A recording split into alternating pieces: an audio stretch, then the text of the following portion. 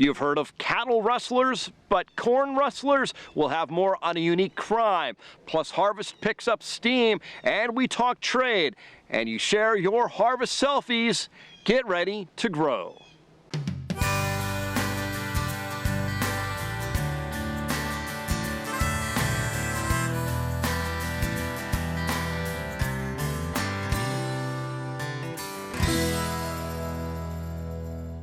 As we kick off the program, harvest is picking up steam here in Nebraska.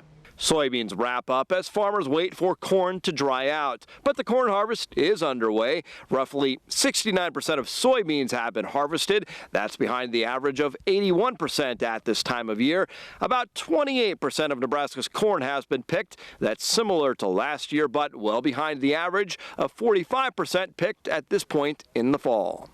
And here's another strike against country of origin labeling. The WTO says the COOL program discriminates against Canadian and Mexican beef and livestock. According to CBC, Canada is encouraging the United States to change. The National Cattlemen's Beef Association said the program as it stands now will continue to cost feedlots and America's economy. The American Farm Bureau, however, is in favor of country of origin labeling. It says the current system needs to be reevaluated.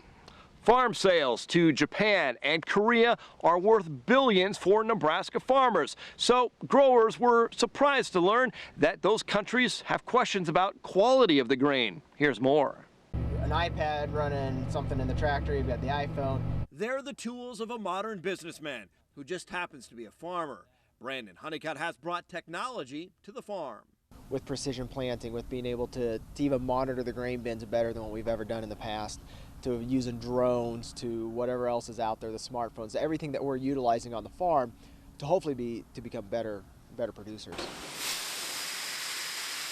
Growing more high-quality corn is just what grain buyers wanted to hear as Honeycutt took part in a trade mission with a pair of nations that each buy billions of Nebraska corn every year. Japan and Korea are two of our most important trade partners we have. You know, over the years we've delivered a lot of grain to them. But those grain buyers questioned why they received corn with broken kernels and foreign materials mixed in. And it was everywhere we stopped and everywhere we heard, so it really led us to start to question what we can do better. The questions surprised American farmers who believe their corn is second to none. We think, okay, we've pulled it out of the field, we've stuck it in the bin, we've taken it to the elevator, but all along the way there's always something that maybe damages a crop. Combine set a little wrong, too much heat being run during drying season, and just all along the way, the little steps, adds a little more damage. Much like the U.S., farmers in Japan and Korea are aging, and they lack the wide-open expanses to grow grain to feed livestock. And they really love U.S. corn. They're some of our best trading partners,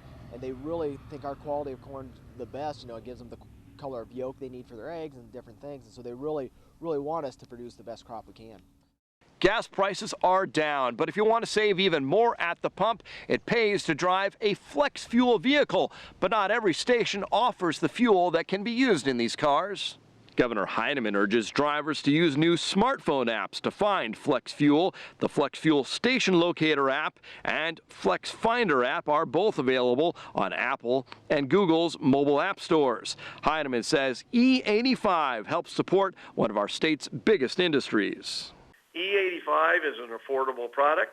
It is a Nebraska product. And using it in our Flex Fuel vehicles is a way to support our farmers, our rural communities, and the state economy as a whole. Boosting yields and conserving water. That's what a new tool from the University of Nebraska is designed to help with. The Global Yield Gap Atlas was unveiled in Seattle. It allows farmers to better estimate the gap between potential and actual crop yields. The atlas relies on detailed plant, soil, and climate data in specific areas. On its way for farmers affected by weather with a new USDA Farm Bill program. It gives farmers the chance to not include yield numbers from bad years affected by severe weather when calculating the numbers used to put together their crop insurance coverage. Spring crops eligible include corn, soybeans, wheat, cotton, sorghum, rice, barley, canola, sunflowers, peanuts, and popcorn.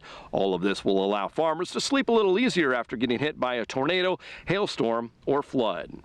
But I think the most important thing is that it, in my view anyway, is that it provides producers the ability to take out that year or two that just simply would skew the data to the point where they would not be in a position to adequately support and protect their crop investment. And that's really, at the end of the day, the purpose of crop insurance and of the safety net that we have.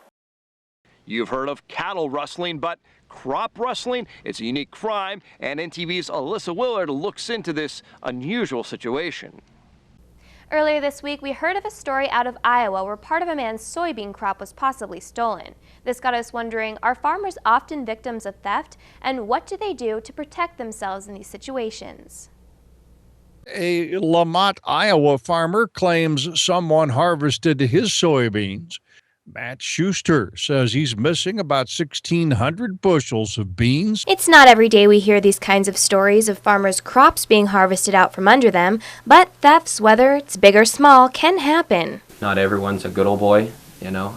Sometimes you get caught up, especially in rural areas, that, oh, it's safe, no one's going to mess with my things or steal any of my things, but there are people out there that will do that. While it may be difficult to steal 1,600 bushels of soybeans from someone, Tyler says it's oftentimes the little things that are more commonly taken, like tools and fuel. So it's important to keep track of these things. Being aware of leaving things next to the road, leaving fuel containers unlocked, a number of those little things are just being aware, oh, maybe this isn't a very good idea to leave this here overnight. To keep better protected, some are even starting to use security cameras. One area farmer says it's nice to see what's going on your farm when you're not around. We're gone a lot during the day and we're gone at night, and there's no house here, but there's a lot of traffic in and out, and we just wanted something for extra protection. Though security systems can be pricey, Jeff feels in today's world it's a good investment to have. Nobody's afraid to come in on somebody's property anymore, and if they want to break into a piece of property or a building, they're going to get in there somehow. This is just a security that maybe we'll catch them on the cameras and we can turn it in after that. And though farmers most likely don't have to worry about all of their crop, cattle, or equipment being swept up in the middle of the night, officials say it doesn't hurt to err on the side of caution. Officials say if you notice any suspicious activity or believe you've been a victim of theft, to contact your local sheriff or authorities right away. Schools bring farm fresh foods into the cafeteria. When kids fill up that cafeteria tray, they may be munching on locally grown food, things like apples, melons, cucumber, tomatoes, and green peppers. There's a growing movement called Farm to School. The idea is to get kids eating fresh, locally produced foods so they're ready to learn. The sharper they are health-wise, the more readiness they have as far as learning in the classroom. The energy, the attention, all those things are important as far as the student's success. The Center for Rural Affairs brought together schools, farmers, policymakers, and other stakeholders for a farm-to-school summit in Aurora. They say locally grown can cost more, but say it's good for kids and good for farmers. Still to come, we are near Farwell, where a foreign trade delegation is visiting to learn more about sorghum. And Marilyn's in next with our Grow interview, talking soybeans.